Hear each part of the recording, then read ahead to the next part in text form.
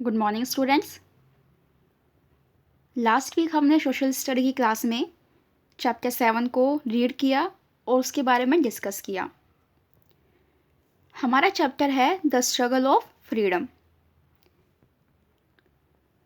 यानी कि इंडियंस ने किस तरह से अपनी आज़ादी के लिए क्या क्या स्ट्रगल किए, उन सभी चीज़ों के बारे में हमने डिस्कस किया था। सबसे पहले हमने डिस्कस किया कि नेशनलिज्म की जो भावना है लोगों के मन में कैसे उत्पन्न हुई। फिर हमने जो नेक्स्ट टॉपिक था हमारा इंडियन नेशनल कांग्रेस, जो एक पार्टी थी, एक ऑर्गेनाइजेशन जो इंडियंस की प्रॉब्लम्स या जो भी उनकी क्वेरीज थी उनको ब्रिटिश गवर्नमेंट के सामने रखती थी। इसका कैसे बर्थ हुआ और इसके जो फादर कहे जाते हैं, यानी कि जिसने इनको बनाया, वो थे A.O. Hume, father of the Indian National Congress. इनको कहा जाता है क्योंकि इन्होंने इस पार्टी का, इस ऑर्गेनाइजेशन को जो है बनाया था। एवरी ईयर जो है इसका सेशन किया जाता था। Session means meeting. और सबसे फर्स्ट सेशन जो हुआ था 28 दिसंबर 1885 में हुआ था और जगह थी बॉम्बे। बॉम्बे यानी कि मुंबई, प्रेजेंट की जो मुंबई है। कई सारे हमने लीडर्स के नेम डिस्कस किए। मॉडरेट्स लीडर, यानी कि जो अपनी बात को शांति और आराम से ब्रिटिश गवर्नमेंट के सामने रखते थे, जिनका मानना था कि हम अपने जो हमारी जो प्रॉब्लम्स है या जिन चीज़ों को हम मनवाना चाहते हैं ब्रिटिश से, उनको हम पीसफुली और प्यार से उनसे हम कह के रिक्वेस्ट करके अपनी बात को मनवा सकते हैं। ऐसे लीडर कौन कौन थे? दादा भाई नौरोजी, फिरोज शाह मेहता, सुरेंद्र नाथ बनर्जी, गोपाल कृष्ण गोखले और भी कई सारे लीडर्स थे।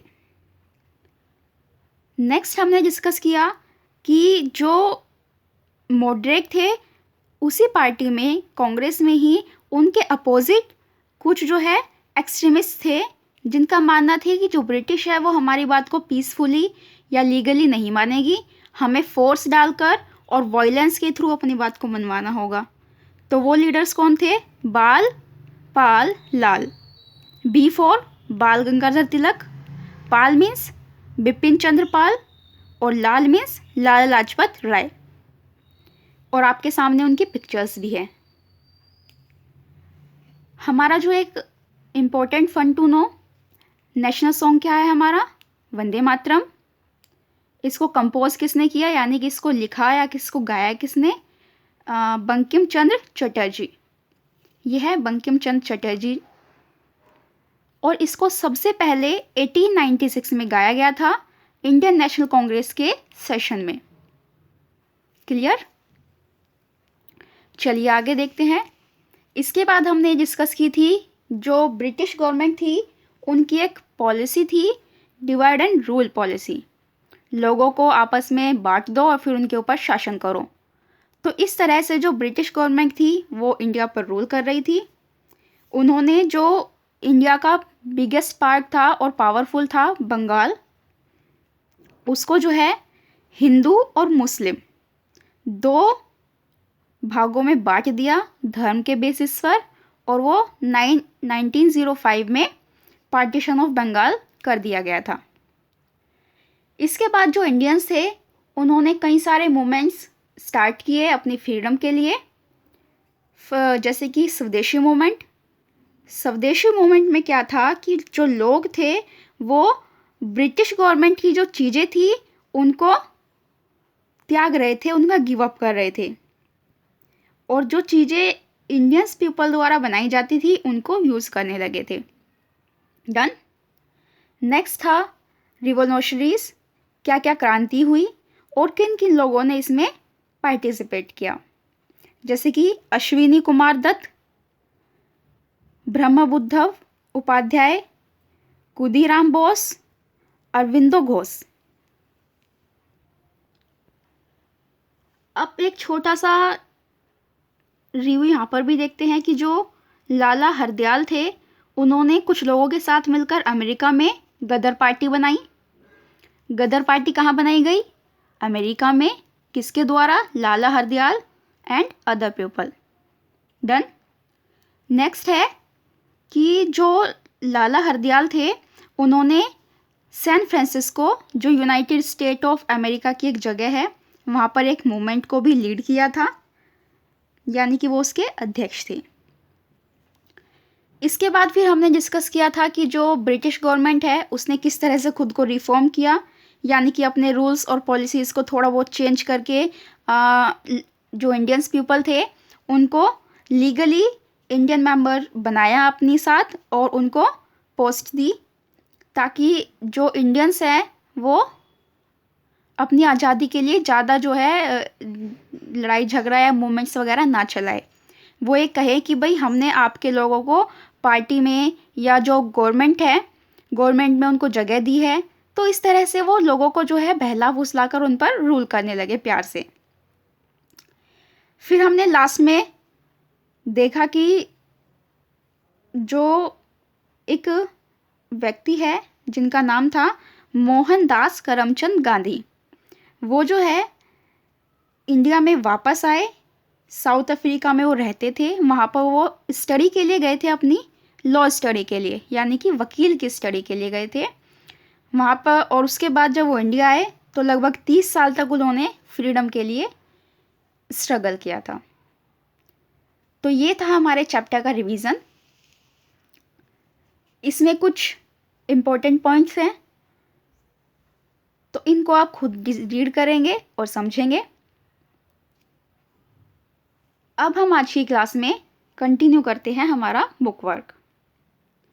हमने अपने आज की क्लास में चैप्टर को जल्दी से समराइज़ किया और उसको डिस्कस किया कि हमने मेन जो टॉपिक्स थे वो हमारे क्या क्या थे। अब करेंगे हम exercise. Question A, write true false. Vande Mataram was composed by Bankim Chandra Chatterjee. Vande Mataram जो है कंपोज किया गया बंकिम चंद्र चटर्जी द्वारा। तो ट्रू, टी मीन्स ट्रू। आप पूरा लिखिएगा और बुक वर्क आप पेंसिल से करेंगे। ध्यान दीजिए, जो बंकिम चंद्र चटर्जी है, कहीं कहीं पर इनका नाम बंकिम चंद्र चट्टोपाध्याय भी दिया जाता है। तो बंकिम चंद्र चट्टोपाध्याय या बंकिम चंद्र चटर्जी दोनों ही सेम है, कंफ्यूज मत कीजिएगा खुद को। Number 2, Bal Gangadhar Tilak, Bipin Chandra Pal and Lala Lajpat Rai were known as Bal Pal Lal. True.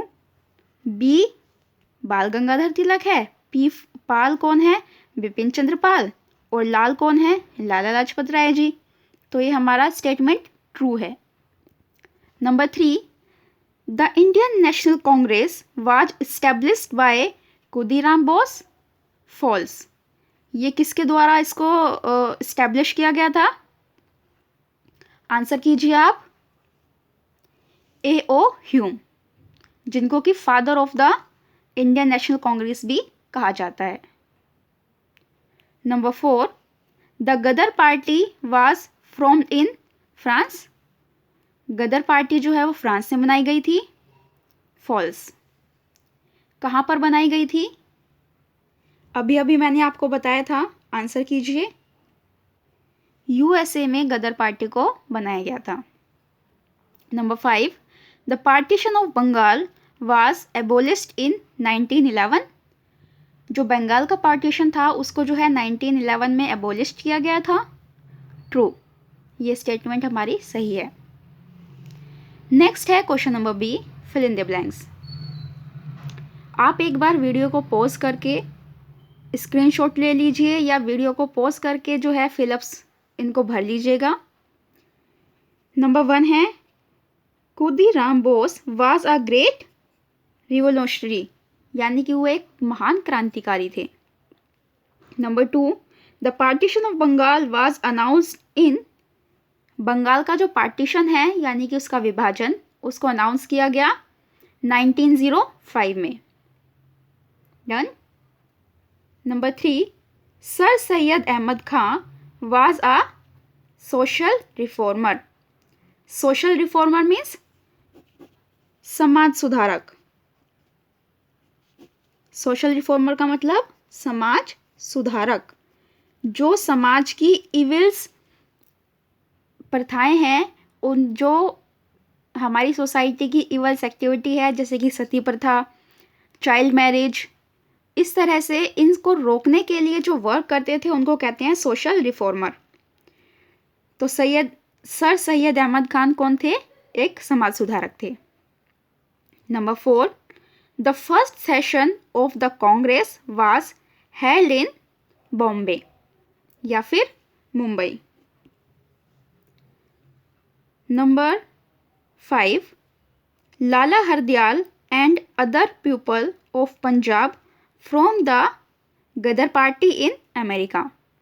लाला हरदयाल और कुछ लोगों ने मिलकर एक पार्टी बनाई, गदर पार्टी, अमेरिका में। Done. Question number C, matching.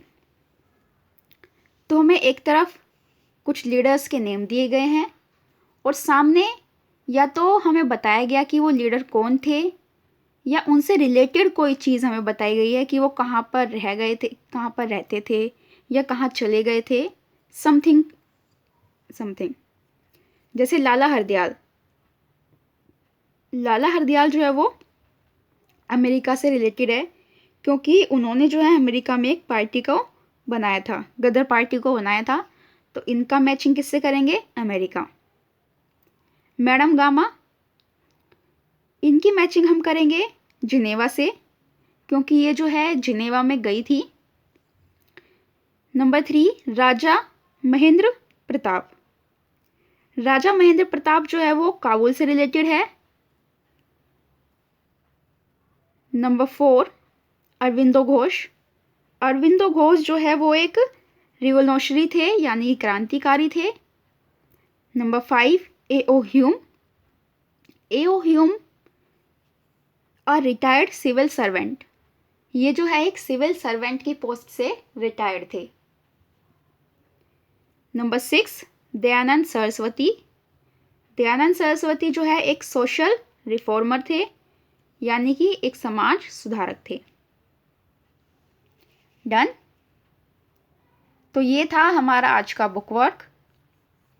Date डालिएगा यहाँ पर आज की, और अपनी नेक्स्ट क्लास में हम इस चैप्टर का जो क्वेश्चन नंबर डी है, नेम 3, और जो क्वेश्चन आंसर है इनको डिस्कस करेंगे और समझेंगे।